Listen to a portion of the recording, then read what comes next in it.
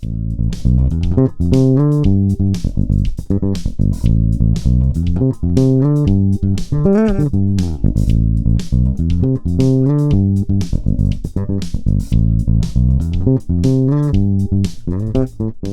this is Dan here. I hope you're doing really well today. In this lesson, I'm going to take that drum loop and I'm going to show you how to jam and improvise a load of ideas over it.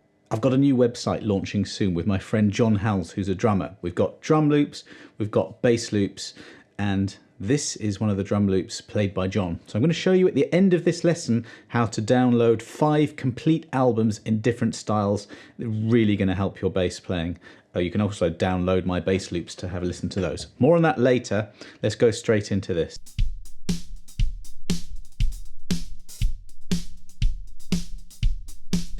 I'm going to stick to funky, rocky kind of things in this lesson. 119 beats per minute. Did you hear the kick drum there?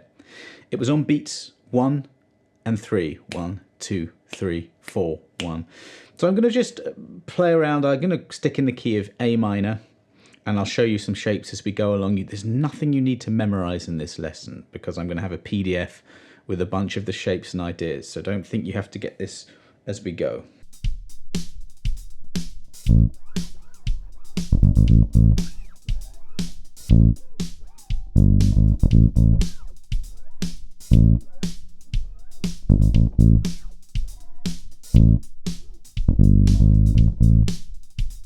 I have some frameworks here. That's what I'm going to give you as we go. So the first is that I'm in a particular key, A minor.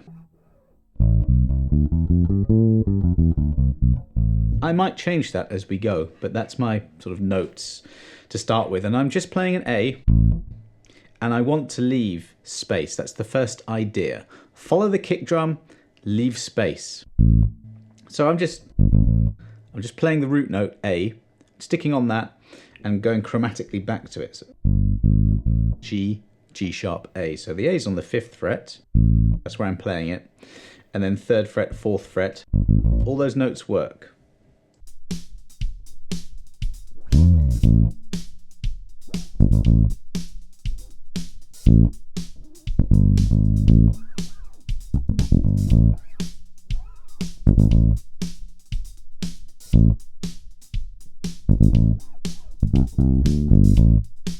I added a few more notes in there. So I've got G, A, C, D.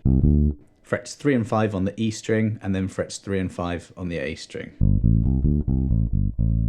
So all those notes fit. They're part of a pentatonic scale, which I'll show you in a moment. So as we go, I want to listen out for any other rhythms that might help me in the drums. Let's listen.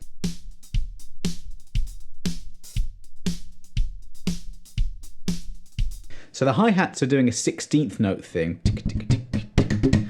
And I'm hearing an underlying 8th note. So that's the first thing, right? Rhythms. You've got to be really, really solid with your rhythms. Those are the beats. So we're nodding our head, we're moving around, we're tapping our foot, whatever suits you. And I'm subdividing the beats. So there are my quarter notes. 8th notes are 1 and 2 and 3 and 4 and 16th notes. Tick, tick, tick, tick, tick. So maybe I can add some of that in. I'll stick to those notes for now, okay?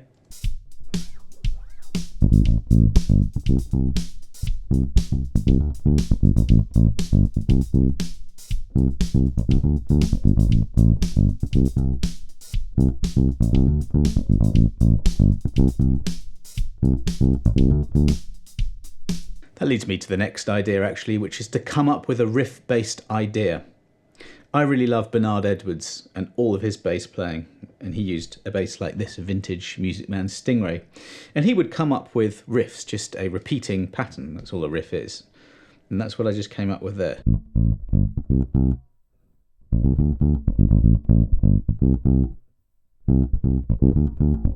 There was that chromatic idea once more, G, G sharp, A, and just playing around with those 4 notes, the A, G, C, C to the D, okay? It's all based around A. A is like our home center here, but any of these other notes can fit in and around it. Now we can go a bit rocky.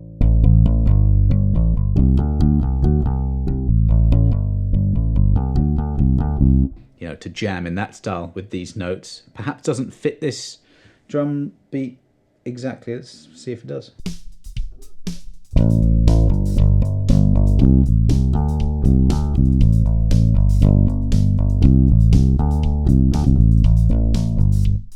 Sort of, you can get away with it. So I have that, I've got that selection of notes. Don't forget you can download the PDF, you don't have to figure this out now. But those are my notes.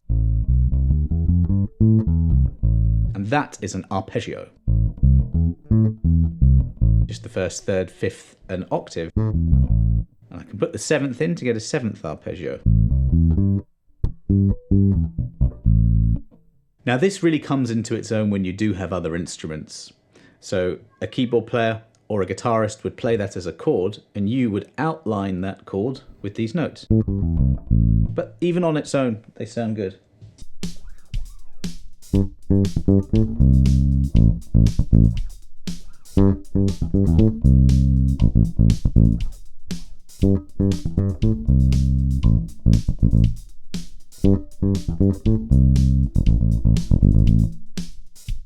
So I started on the flat 7. So you can either think of this as the intervals, so the flat 7 is that note.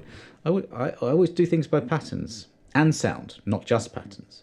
But if the A is on the 5th fret of the E string, then the same fret 2 strings higher is the flat 7. I just know where it is.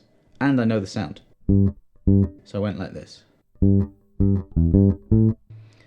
So that is the G to the E, back to the G, and now to an A. Then I went to that flat 3rd, which is the C. And there's that root note, the A.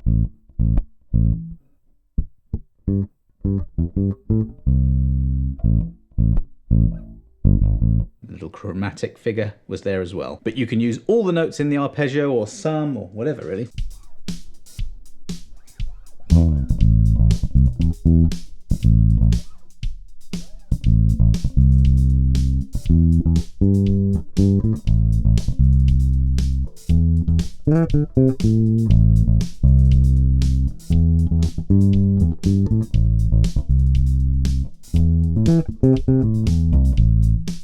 The high thing I did there was simply the first 3 notes, and by the way, if you have an arpeggio and you're just playing the 1st, 3rd and 5th, 1st flat, 3rd and 5th in this case, you have what's called a triad, okay? And that's what I did at the top here. On bass you have often more than one way of playing the same thing. So here I'm starting with my 1st finger. And when I get to the octave, I'm starting with my 2nd finger. It's the same notes, A, C, and E.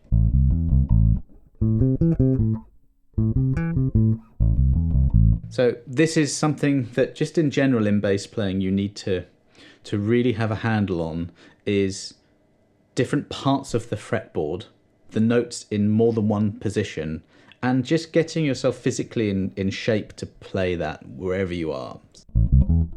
So I could do this, but I do happen to just be there, so I want to start with my 2nd finger. When you're jamming, when you're improvising, when you're playing to a higher level, this channel is mainly for beginners, intermediates. Actually, put a comment below. What do you think you are? Do you think you're a beginner? Do you think you're an intermediate? Or do you think you're more of an advanced player? I like to push people a bit more, so hopefully I have a bit of everything in the audience. But you need to push yourself, so this isn't that easy, but it's very useful. So that's what I was doing there.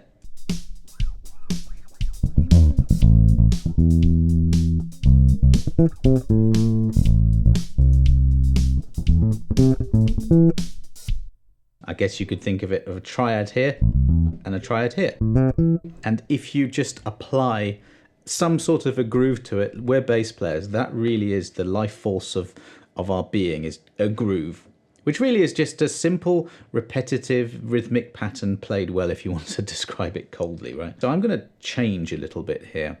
I'm going to change from A natural minor. I'm actually going to change the key completely. Let's go to G. Now, since this is a funk drum beat, I want to get a funk mode. That's the Dorian mode, the second mode of a major scale. And I'm going to move to G here. And that collection of notes just sounds very funky. I'll explain that in a minute, but I'll just play something there.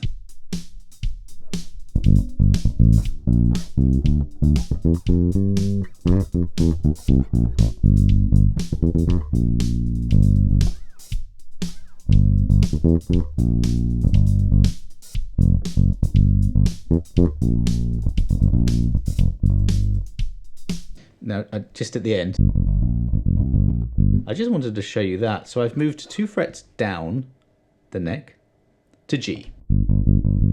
And this little pattern here is the same as I showed you here with when I showed you A, G, D, C.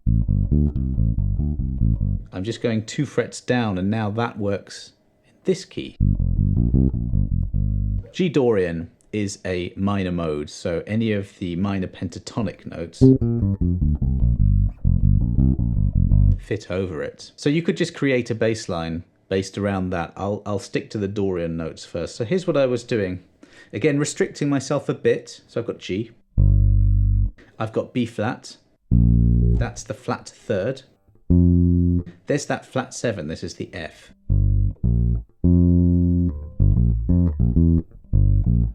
Right next to the F, 1 fret lower, is the E. That is the major 6. It's the 6th note of the scale. And that collection of notes right there, that outlines a Dorian mode really well. And you can make loads of riffs up just using that.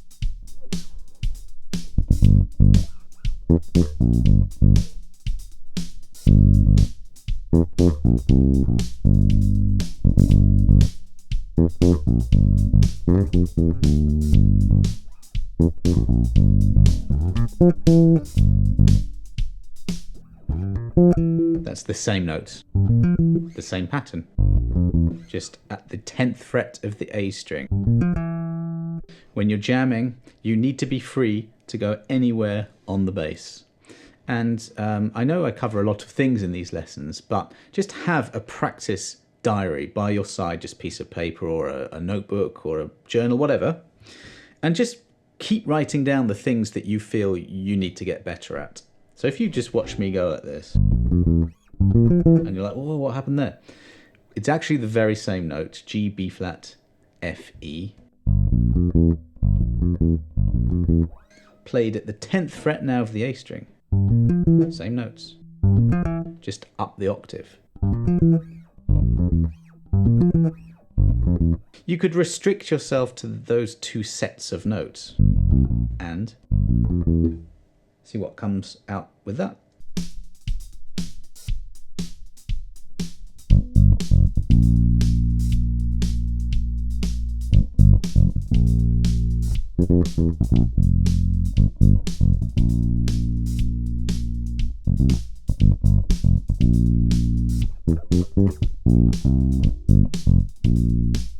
Let's go back to A natural minor.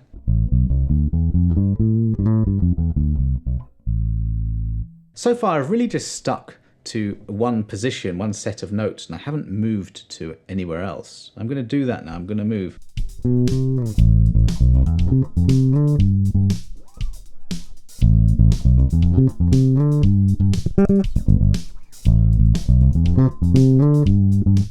I'll attempt to explain what I was doing. So I played an A. I might tab this out for a YouTube short, so subscribe to the channel if you haven't already, and in the future you might see this, but we can do it right now. Look, A, and then shift up to B, and it's just those notes there with a hammer on. So I'm going B, C, E, F, both hammered on. There's a shift here. And then when you get to the F here, we're going up to fret 10 on the D string. Play those notes again. Then I slid up to the 12th fret D on the D string. As a bass player, you really need to know what notes to play over what chord. And that's to do with harmony. That's kind of beyond the scope of this lesson, but very briefly, I've showed you the scale. Any of those notes in any position sort of fits, you know, if you like. And when I'm on the G, you play the same notes, but now starting on a G. So G, A, B, C, D, E, F. That actually gives you a mode, but you don't really need to think of that at all. You just play the notes from within the key that you're in, A minor in this case, and any of those notes will fit over this. So, you know, that's just simple octaves.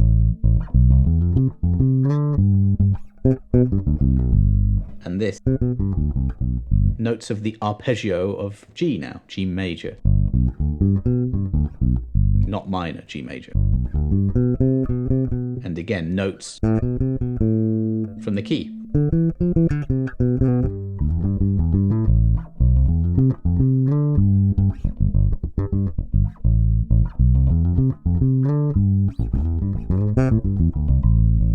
That's a fallback. You should always know this. We're in the key of A minor, so A minor pentatonic.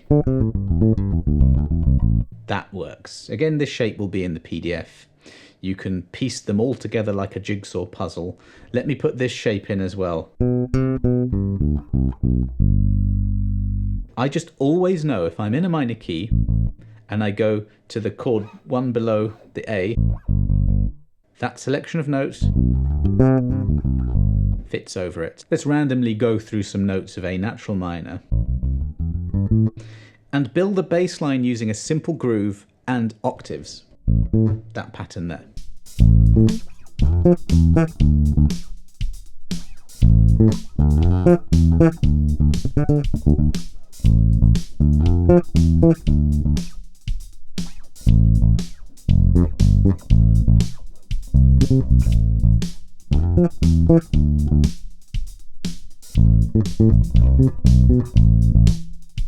Just sounds good, doesn't it?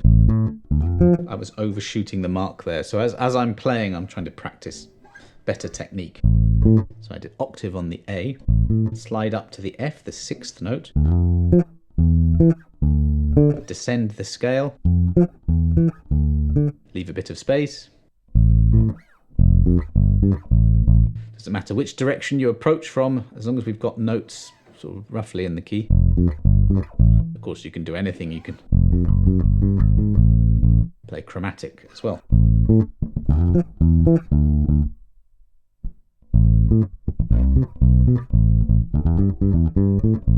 Little bit of arpeggio there, or pentatonic. I mean, anyone jamming is not thinking of these individual elements that I'm showing you. They're just there, you learn them, they are under the fingers after a bit of practice, and you learn them in order to forget them. I'm going to leave you with one more idea here, and that's to approach a bass line not in terms of notes, not in terms of arpeggios or modes or things like that, or even rhythms, but technique. So I'm going to use a Bernard Edwards chucking type thing and see what happens.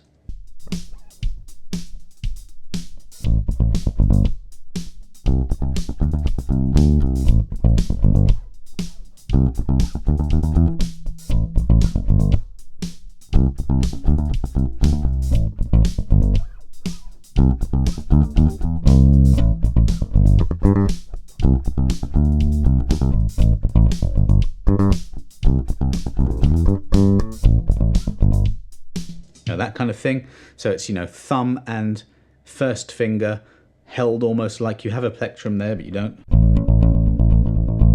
Hitting the nail on the way down and the fleshy part on the way up. I have a whole lesson on that. I'll put a link here. Makes me play in a different way. As would slap.